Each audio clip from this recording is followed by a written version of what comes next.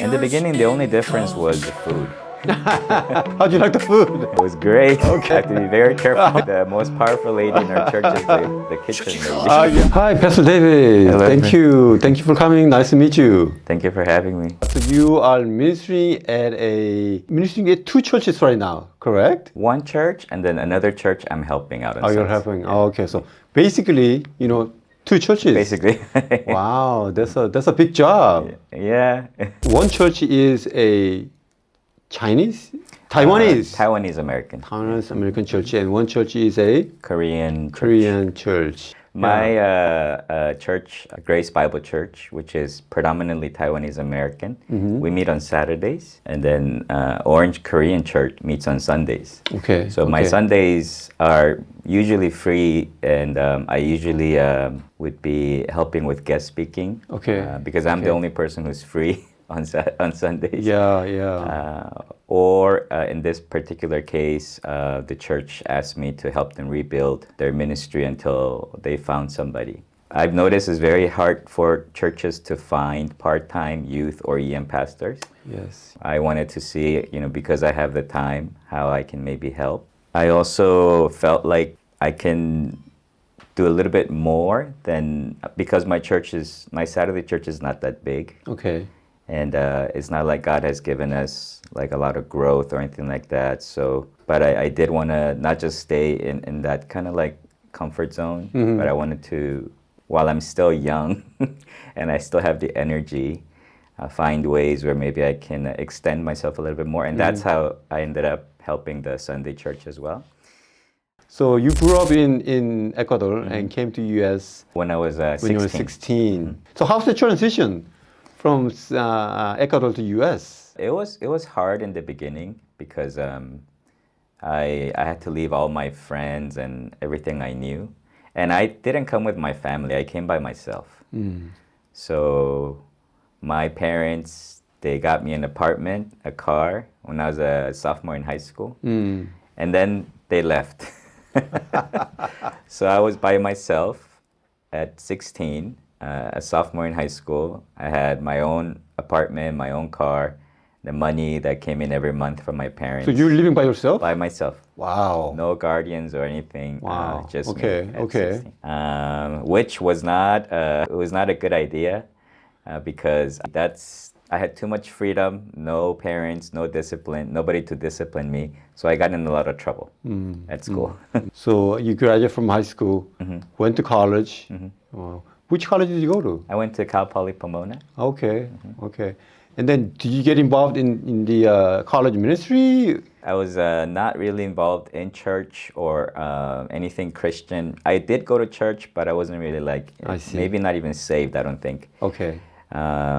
Just attended by habit. But when I went to college, that's when I met Christ. My sophomore year in college. At Cal Poly. At Cal Poly. But that's when I encountered Christ, and I went looking for because I wanted somebody to guide me and some Christian friends. I didn't really have that, so I went looking for Christian clubs, and then I asked the school to give me the list of the different clubs they had, and then KCCC at the time was one of the clubs. Okay. I asked to meet their staff and their leaders, and that's how I got connected. Okay. Wow. So KCC now is a student movement. Now it's a nation. movement. Yeah. How was your experience at KCCC? I heard that it's very disciplined, tough. The leadership demands a lot. Is that true? That's pretty accurate. Okay. I remember it took almost my whole time, like every single day. Oh, wow. Yeah, because there was meetings every day. There was the morning prayer at 6 a.m., I think. Even you're not a staff, you're just regular student. Just a student, yeah. Okay. But then they train you to become a sunjang. If you're a sunjang, there's so much work that you need That's to a team leader? There's a 대표 sunjang. Okay, so what's sunjang in English? English, like a small group leader. Oh, small group leader. Okay. Kind of. Okay. But then if you become like a 대표 sunjang, you're like the student leader for everything. Oh, I see. So the staff work through you. Okay. Got it. But I think like every organization, there was a lot of good things and some also like bad things, I guess. But for me personally, looking back, I think what I appreciate now is because of my experience there. I am very committed to my devotionals, QT. Okay, wow, that's good. A life of prayer, because that was instilled in me at that time, and a passion for missions. So if I would not have met KCCC at that time, I don't think I would have been doing any of these things regularly. But they became part of me because they trained me like that, and to this day, missions is something that's very important for me, that I try to do as much as I can. And then small groups, prayer, quiet time, those things have really stuck with me. Wow, wow. So have you been involved with any other campus ministries, just KCCC? Only KCCC when I was in college. Okay. But okay. now, because we've always tried to go back to the college setting as a church, but it was very difficult. Once I left the college campus, to go back as a pastor was hard. Oh, I see, Unless I I see. became a staff with the organization or something like that, Yeah. it wasn't easy for Yeah. me to get connected.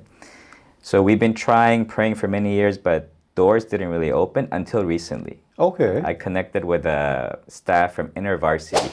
Okay. Not okay. soon, but InterVarsity. And their model is a little bit different. They make it easier for trained pastors and volunteers to get integrated in their ministry. Okay. Okay. So we are starting to work with them and also with their Cal State Fullerton branch. Okay. mostly. Okay. Okay. Yeah. Okay. So student movement is not that easy to go back once you're a pastor. Is that what Yeah. you're saying? Oh, I see. I see. Because you have to go through their training, I think, Oh, I if you see, want I to get see. involved. I see. I see. Okay. Okay. And then you said that KCCC was really involved in the mission. So did you went out to the mission field when you were in college through KCCC? Yes. Where did you go? With CCC, I went to Japan and Thailand. Oh wow. Yeah. Okay. How was your experience there? It was so much fun. Okay. It was so much fun, and I think that's where that's what I love most about missions was I got to see God in a different way.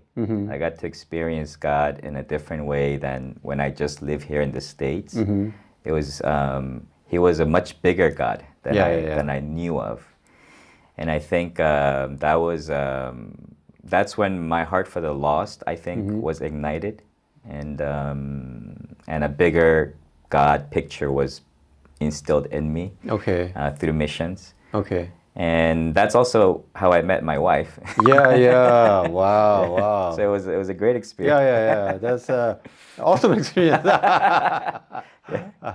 So you became a pastor, and how did you, as a Korean ethnic background, growing up in Hispanic culture, you think that you would work at a Korean church, or maybe even Hispanic? You know the culture. I'm sure you know the language, but Taiwanese. So how was that transition came about? Initially, it was because I wanted to try to do like my own church. Okay. Like you want to plant your own church? Yeah, I wanted to have my own church and then be able to lead my church. I didn't really. I thought it would be in the Korean context, but it was not easy to find the path to do that in the Korean church context. Okay. So then, after I left my last Korean church, I started applying to places where they were hiring lead pastors. And the only opportunity that came up was the church I'm at now.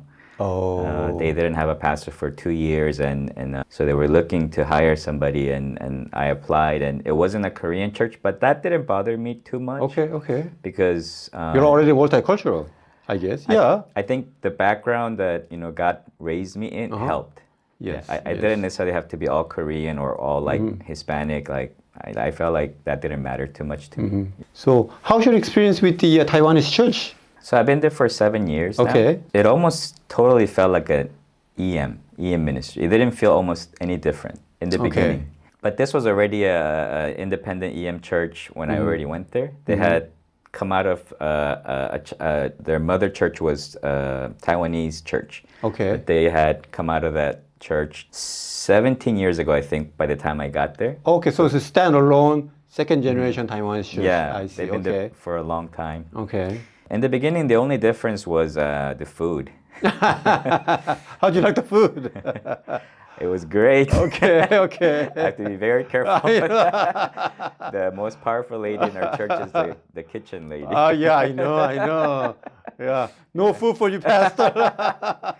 No, but actually it is really good. Okay, She okay. does a really good job. Okay. But later, some of the difference that I noticed was in the Taiwanese-American setting, people, it feels to me, people naturally are a lot more laid back than the Korean church experience. Laid Second back, generation. Second generation. Oh, I see. Laid back, not aggressive at all, very like nice in a lot of ways. Okay, okay. However, they really value good preaching. Okay. So if I say something that they might not agree with, or they don't think is right or whatever, they'll let me know. That's good. Yeah. Yeah, I think that's good. Yeah. It hurts, but it's good. Oh, yeah. That's what Paul says. Yeah. So they will not shy away from, Okay. from which is, it has helped me develop a lot, like you said. Okay. But I think in the Korean church, it's like aggressive, go get it, like results. There's a little bit, I feel like there's a little bit more of that. Let's make things happen. Here is a little bit more laid back. Okay. That's the main difference I see. I see. So adjusting to Taiwanese culture was smooth for you? How was that experience? Yeah. In the beginning. Yeah, actually, in that way, so that's what I mean. Like it feels like an EM. Okay. I almost feel like I haven't had to adjust to anything. Okay. They just okay. feel like English speaking, like Asian. I see. So I mean, yeah. even like Asians, the different Korean, American, Chinese, Vietnamese, Taiwanese. So we're all Asians, but we all carry a bit of our home culture, right? Yeah. So that's good. Yeah, that's good. So let's talk about the church that you're helping. So how long have you been helping this church? Maybe like 6 months. And they're still looking for the EM pastor. I told them to, while I'm there, to look for somebody. Okay. Then I'll stay until somebody comes. Okay. Yeah, so, yeah. Maybe they're okay with you. You should are still looking. I hear this a lot. It's hard to find EM pastors, hard to find youth pastors. I think there's two scenarios. One is that there's literally no pastors available, or pastors are going somewhere else. What do you think?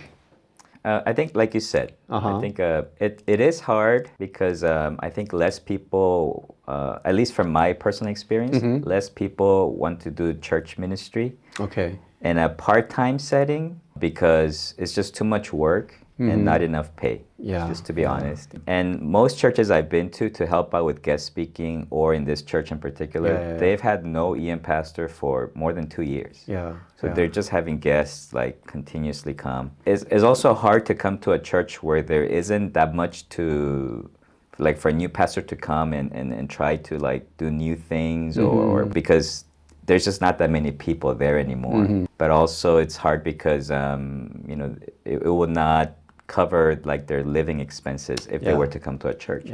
So even to this church, I was telling them, I think you can find somebody and hire somebody if you offer them good salary, good insurance, and all of these things that they don't have to worry about. If you offer a package like that, if you're able to as a church, I think you have many good quality pastors apply. But oftentimes that's not the case. So they have nobody applying or... Basically, there are people out there, but the pay or benefit that church offers is not reasonable, compatible, and that's why pastors are not coming. Or in fact, pastors are going to a church that's more compatible with pay and benefit. Why do you think that is that? Is that because of the mindset, or is it because more like a finance issue, or is it just it's an EM pastor, they don't have a full time, they could do a part time. Is that the main driving force, or is it actually the finance that's they cannot really afford it? I think in some churches, it is the finance. Okay. Like I went to a church where they've been raising funds for the whole year just to cover 1 year's salary for a full-time EM pastor. So once they reached that goal, they started hiring. Yeah, now they have the money to hire. So some churches, it was the finance. Some churches, I see that they have a long history. They have a building. They have the financial ability to hire somebody full-time. But they're just not willing to pay what would be considered living wages in California today. Yeah. Even though they can, they don't think, maybe they don't think a pastor should be paid like that. So they don't actually offer a package like that, even though they can. So I've seen both cases. One is really the finances, and others is more the mindset. A pastor shouldn't, be paid this much or things like that. So they don't offer a package like that. Oh, I see. Yeah, I think it's difficult, like you say, for the youth pastor. If you're single, going to seminary, part-time should be okay, right? But if you want to be an EM pastor, you probably have to graduate from seminary, probably have a family, because you're dealing with older adults, right? And then you need to provide them with reasonable wage and living expenses and benefit. Maybe that's hard for financially, but also maybe it's something that they don't want to consider because of the, like you said, pastors should live frugally or something like that. Exactly. It really doesn't. I think it's culture clash. So that's kind of difficult, and then they have to kind of adjust the mindset too. What do you think? Do you think they'll hire soon? I'm not sure. Are you okay with doing basically two ministries? How's your time and how's your effort? Is it okay for you? Well, to be really honest, this is something I'm also experimenting with. Okay. I've never seen anybody else do it. I haven't really heard about it too much because there is no other church that I know of that worships on Saturday.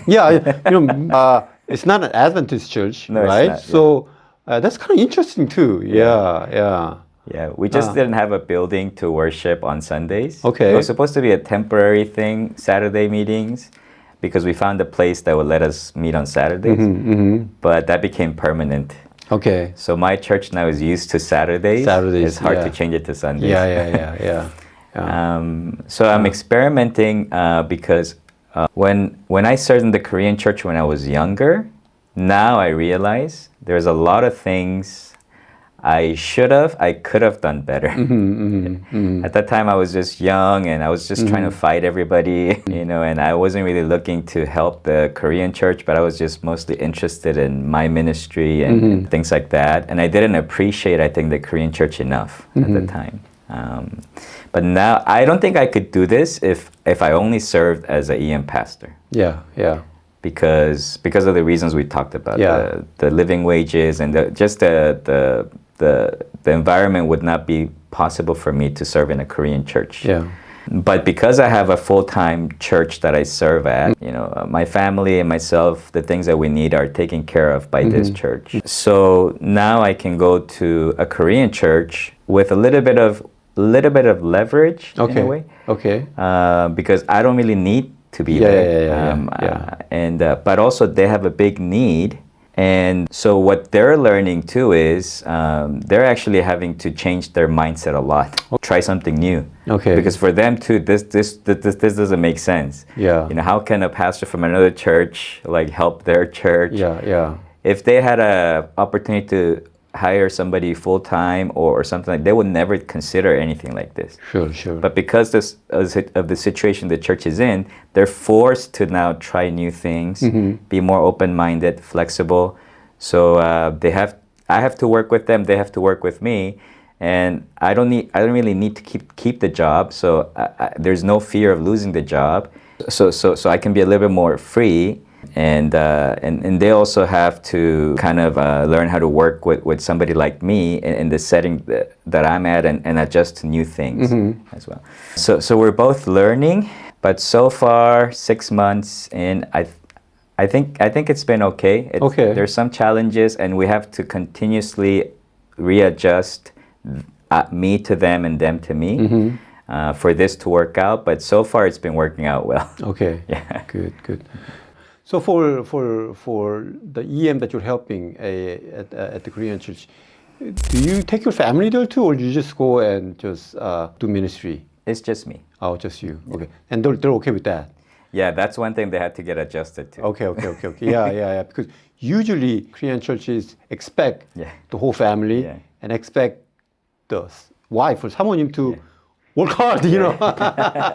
Yeah. Okay. Yeah. Also, I think that's good. They're understanding and they're kind of trying to so how's the how in Korean churches the demand for family and pastor's wife is there, right? How is it different with the Taiwanese church? Is it at the same level, or is it? That's actually a really good question.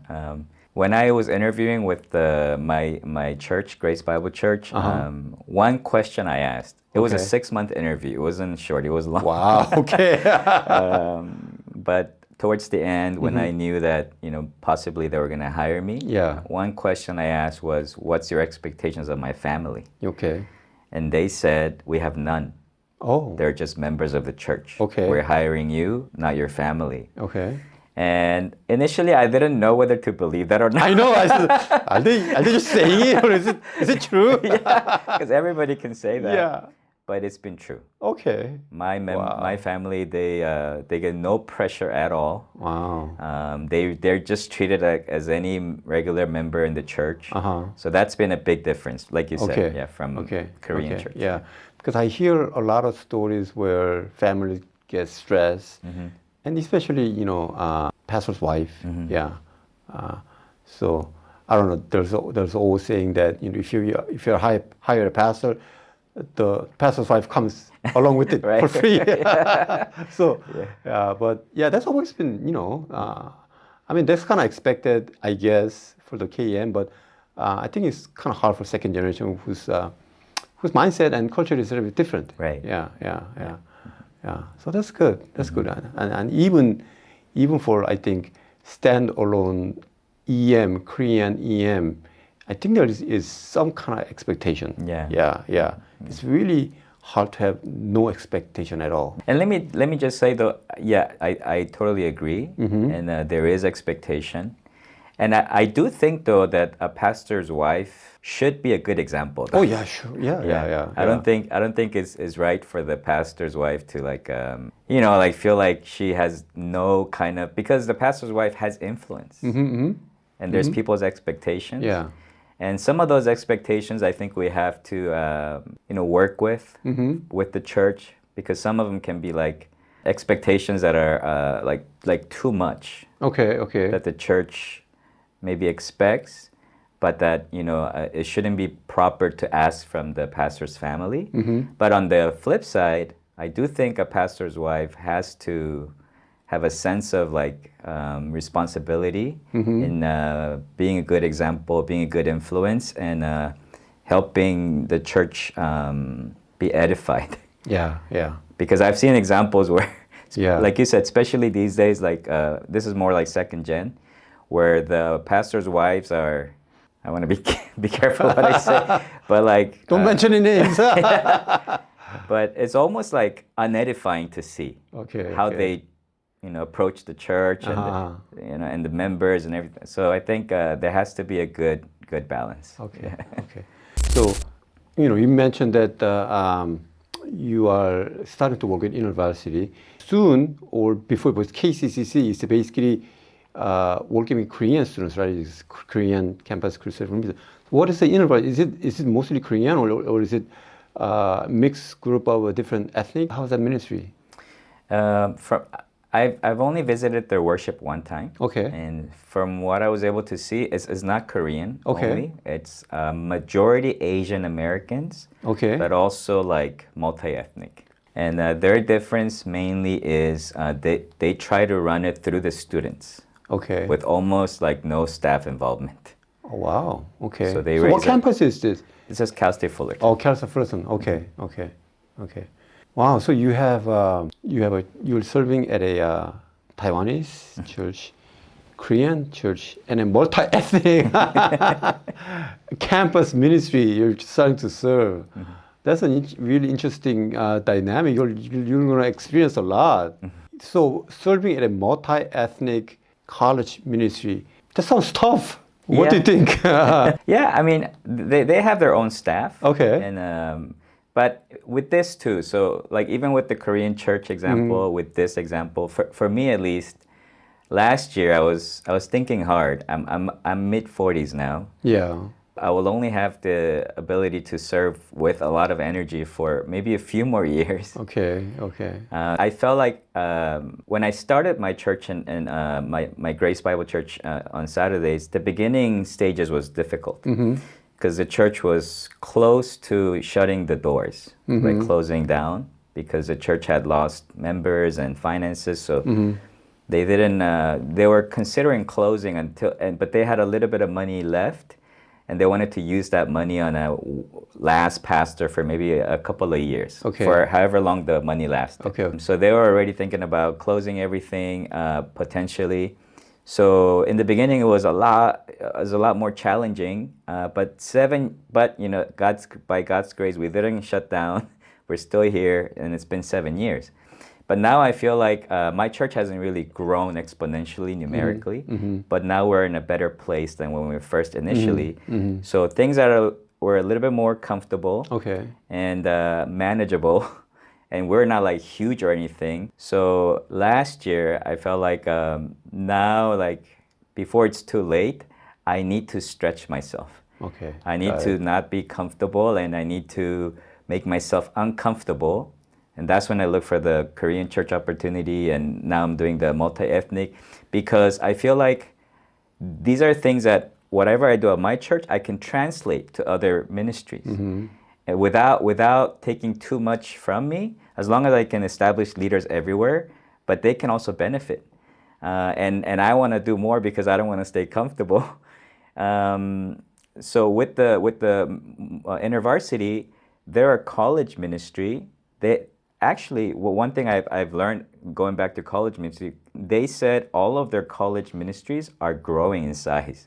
Wow. InterVarsity. But also soon, they were declining, but I hear now that it's going back up. Oh. So I'm hearing like, and I've experienced it through InterVarsity, the college kids are growing, the college ministries. Wow. And when I met with the director for InterVarsity, she said that all of their campuses, the kids are growing, the numbers, but the staff are quitting. Oh, okay. Interesting. So they have a dilemma. But, you know, so they have college students, they have momentum, but what they don't have is like a facility, they don't have finances, but the church does.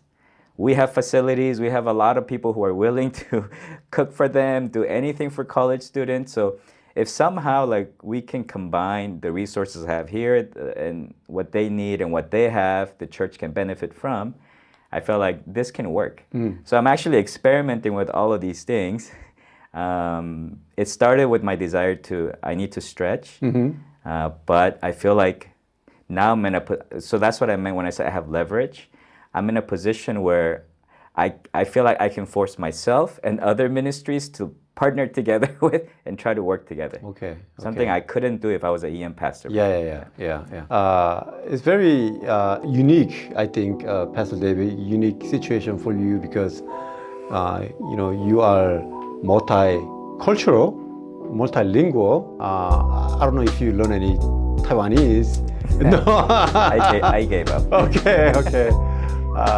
But growing up at a Hispanic cultural setting, and then you have the Korean culture background, working at a Taiwanese ministry, although it's English ministry, but also working for KMEM context, and then ministering at a college campus with multi-ethnic. Yeah, I think God's going to show you a lot of different things, and later I want to hear how all these things kind of come together. Yeah. So it'll be very, very interesting experience for you. I think God is putting you in such a unique situation. Because I don't think God puts you unless He's confident that you could take care of it, right? So I think you have a capacity and ability and humbleness to take care of all those things. And God bless you in your ministry and in your family. And I met your wife, your kids, and such a beautiful family. Thank you very much. Thank you for coming, and thank you for sharing your story and your ministry. And I'm sure that our audience will learn a lot and reflect great things about how to juggle with different ministry and how to follow God's calling. Thank you. Thank you very much for having me.